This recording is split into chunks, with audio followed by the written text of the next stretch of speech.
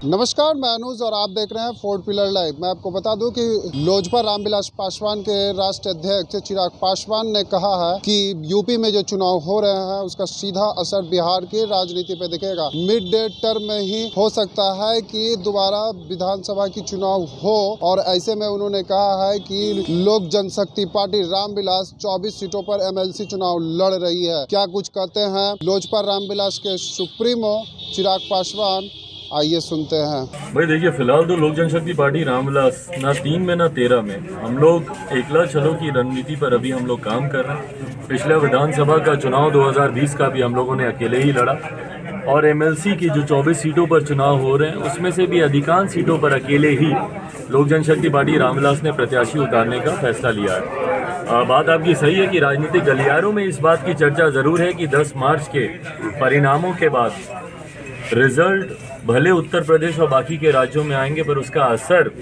जानकार कहते हैं कि बिहार की राजनीति पर भी पड़ेगा।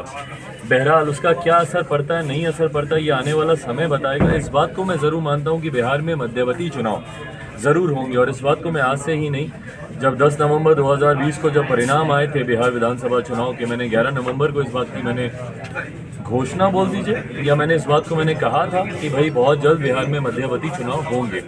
और जो टकराव देखने को मिल रहा है एनडीए के प्रमुख घटक दलों के बीच में, भाजपा हो या जनता दल यूनाइटेड हो, ये अपने में दर्शाता है कि विरोधाभास है विभिन्न नीतियों को लेकर गठबंधन के साथियों में। और हमारे मुख्यमंत्री जी की महत्वाकांक्षाएं बहुत हैं, वो देश के प्रधानमंत्री से लेकर देश के राष्ट्रपति तक सब वो बनना चाहते हैं। तो ऐसे में कहीं ना कहीं बिहार पे उनका ध्यान पहले ही बहुत कम था, और अब और ज़्यादा कम हो गया जब से व्यक्तिगत महत्वाकांक्षाएं बढ़ गई हैं। तो यकीनन इन तमाम परिस्थितियों को मद्देनजर रखते हुए बिहार में मध्यवर्ती चुनाव होंगे 10 मार्च के बाद। मैं भी मानता हूँ कि बिहार में एक बड़ा राजनीतिक फेरबदल होने जा रहा है। उसमें आपकी पार्टी का क्या भूमिका रहेगी? मेरी कोई भूमिका नहीं, मैंने जैसा कहा। किसके साथ जाएंगे? अगर जाना होगा तो किस पार्टी के भाई साथ? वो चुनाव के वक्त हम लोग फैसला लेंगे।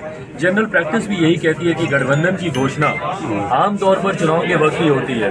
मौजूदा जो लोग अभी एनडीए गठबंधन का हिस्सा हैं, वो चुनाव की घोषणा के वक्त किसी और गठबंधन का हिस्सा थे। तो गठबंधन चुनाव के वक्त ही तय किया जाता है, जनरल प्रैक्टिस भी यही कहती है। तो जब नोटिफिकेशन आएगा, जब अधिसूचना जारी की जाएगी, गठबंधन का चयन करके उसकी घोषणा भी की जाएगी, पर तब तक प्राथमिकता लोक जनशक्ति पार्टी के जनाधार को और संगठन का विस्तार करने की है। ऐसे तमाम खबरों से बने रहने के लिए देखते रहिए फोर्ट पिलर लाइव से। मैं अनुज कुमार।